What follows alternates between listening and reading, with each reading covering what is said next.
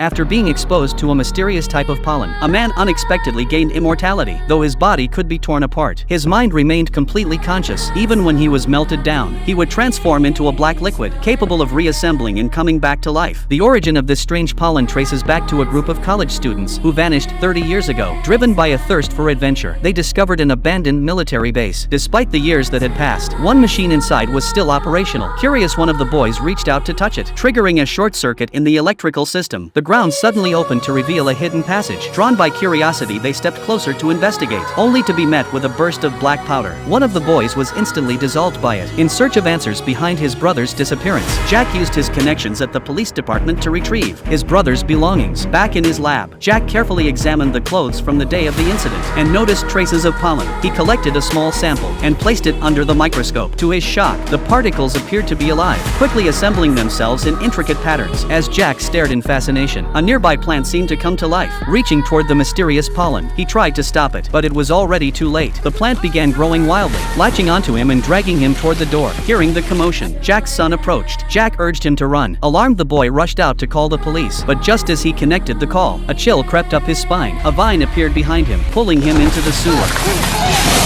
The plant wrapped tightly around him and began to bear fruit. Clinging to his last bit of strength, the boy grabbed a nearby metal rod and smashed the sewer gate. With one final strike, he broke free. At the same moment, the vine binding Jack suddenly vanished. He opened the containment chamber, only to find the plant gone. But something was wrong. Strange markings began appearing on his arm. That night, he tied his arm down before falling asleep, only to wake and discover a red thread emerging from beneath his skin.